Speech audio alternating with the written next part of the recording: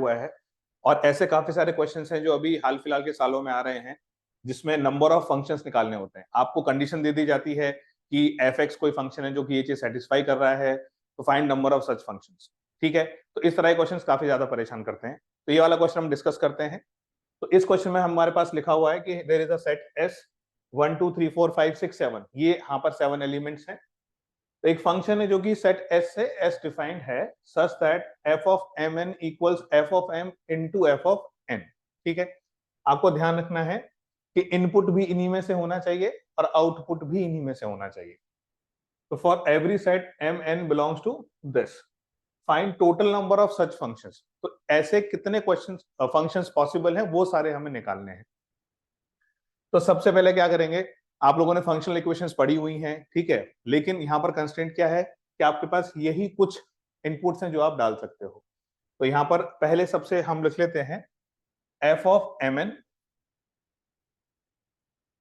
F of M into N हमारे पास है F of M into F of N के बराबर।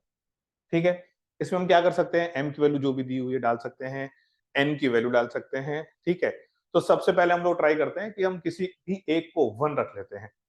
तो अगर हम m को रख लेते हैं 1, तो हमारे पास मिलेगा f of n equals f of 1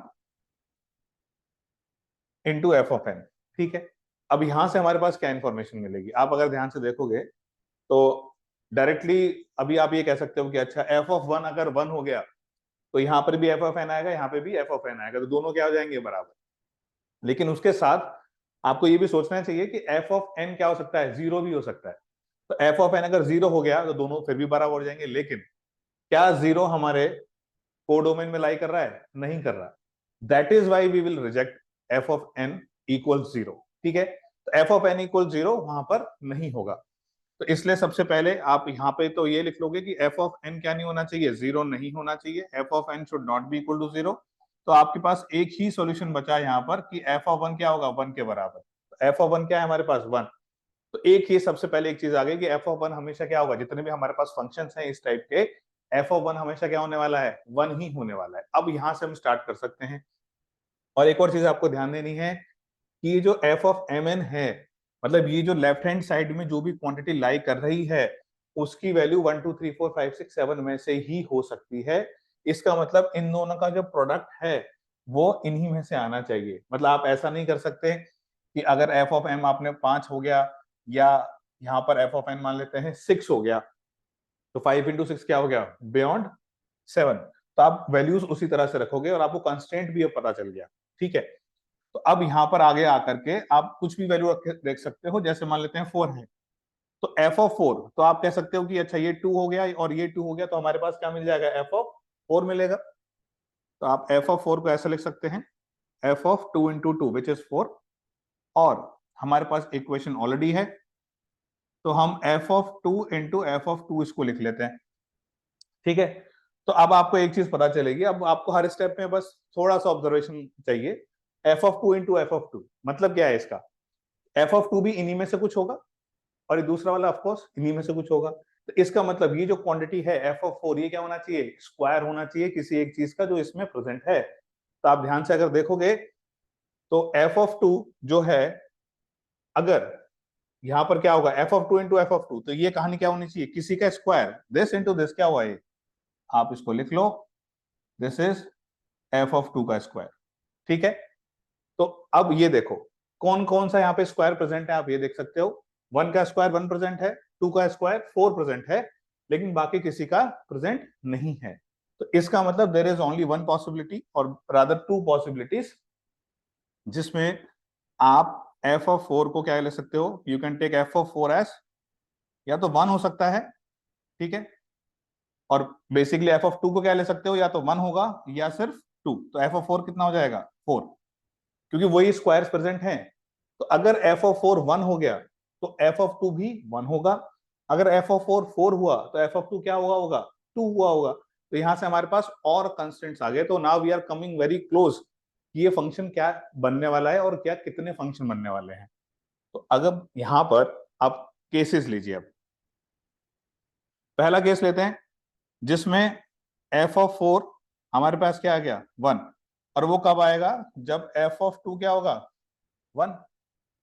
ठीक है, तो अभी देखो, अभी तक हमारे पास क्या है, यहां पर एफ ऑफ 1 ऑलरेडी 1 आ चुका था, एफ ऑफ 4 अब इस वाले केस के लिए 1 आ चुका है, और एफ ऑफ 2 भी क्या आ चुका है, 1 आ चुका है। अब बाकी सब जो चीजें हैं, क्या क्या बचा वो देखो, F of 5, F of 3, F of 6 और एफ ऑफ 7, इनके बारे में सोचो। तो आपको एक चीज ध्यान में आप अगर लेकर आओगे तो आपको समझ में आएगा कि जो एफ ऑफ 6 है वो 2 और 3 के प्रोडक्ट से बना है। ठीक है, तो आप ऐसा लिख सकते हो कि F of 6 is equal to F of 2 into 3, which is by the given equation, वो क्या हो जाएगा, F of 2 into F of 3। और इस वाले केस के लिए एफ ऑफ 2 ऑलरेडी 1 है, तो यहां कितना आ गया, एफ ऑफ 6 किसके इक्वल आया, एफ ऑफ 3 के। क्यों, क्योंकि एफ ऑफ 2 ऑलरेडी 1 है इस केस में। तो इसका मतलब अब चॉइसेस जनरेट होने लगी हैं कि जैसे एफ ऑफ 6 मान लेते हैं आपके पास कुछ होगा, तो एफ ऑफ 3 ऑलरेडी डिसाइड हो गया, और अदर वे राउंड कि एफ ऑफ 3 अगर आपके पास है तो एफ ऑफ 6 ऑलरेडी डिसाइड हो गया, तो चॉइस आप किसी एक की ही लोगे अब। ठीक है, अब आगे आते हैं हमारे पास एफ ऑफ 5 और एफ ऑफ 7 पे आते हैं। ठीक है, तो इसका मतलब ये हुआ कि अब एफ ऑफ 3 कुछ भी हो सकता है, बाकी कोई कंस्ट्रेंट नहीं है।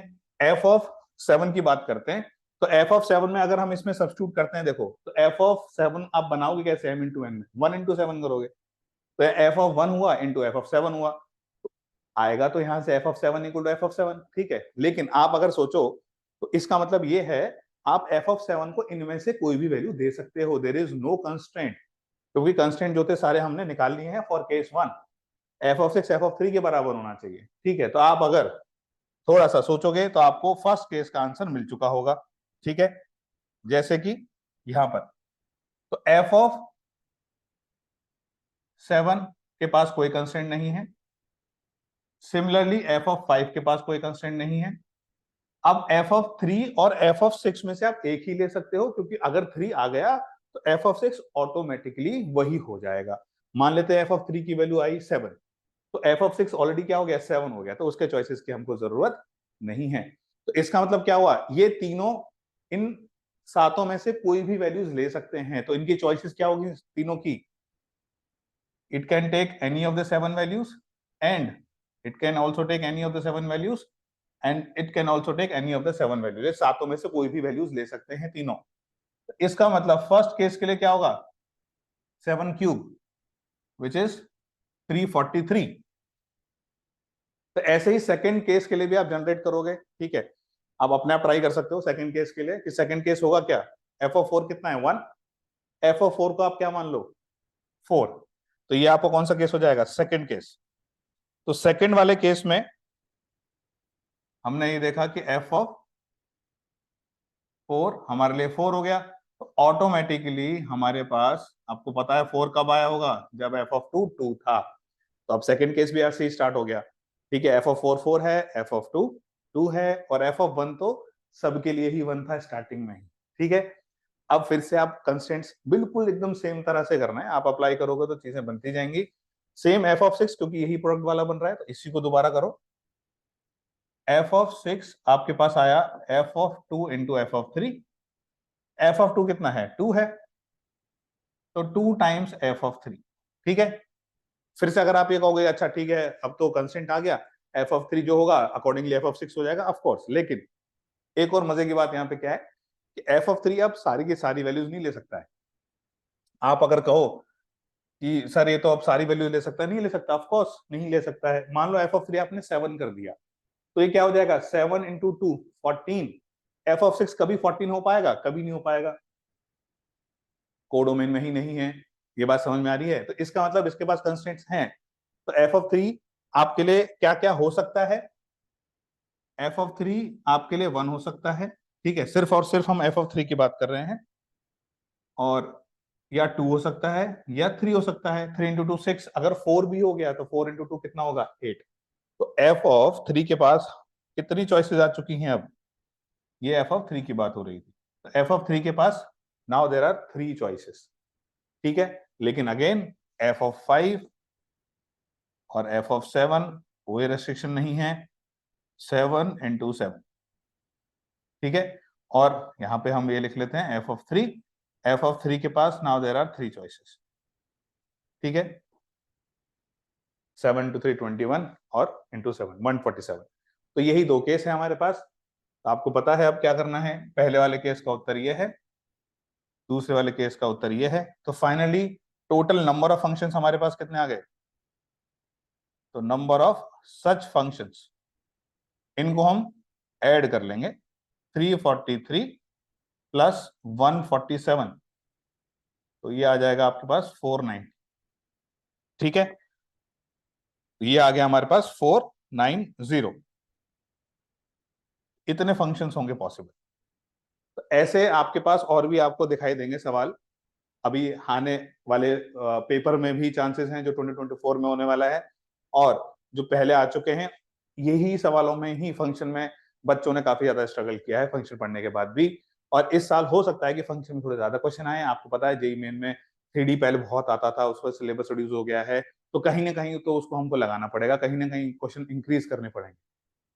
तो बहुत ज्यादा पॉसिबिलिटी है कि फंक्शन में वो क्वेश्चन इंक्रीज हो, ठीक है। तो इस तरह से हम लोग ये क्वेश्चन करते हैं। तो इसमें और भी हम सारे क्वेश्चन देखेंगे जिसमें थोड़ा सा हमारे लिए सोचना वो हो जाए कि यहाँ पे हम स्टक कर जाएंगे कि अच्छा इसके बाद हम क्या करें। तो will discuss these kind of questions. तो ऐसे क्वेश्चंस में आप पहले पूरा लिख लीजिए कि क्या कंडीशंस दे रखी हैं, ठीक है। और उनके बाद फंक्शनल इक्वेशन में जैसे हम करते थे, हम उसी तरह से इसको ड्राइव करेंगे। केसेस बनाओ, नंबर ऑफ केसेस कितने होंगे, सारे केसेस बनाने के बाद आप अगर उनको मैनुअली भी और या पीएनसी से यूज करके काउंट कर लोगे तो इट विल बी गुड। तो ऐसे जो क्वेश्चन है जिसमें हमको नंबर ऑफ फंक्शंस पूछे जाते हैं, तो these kind of questions are very important for us.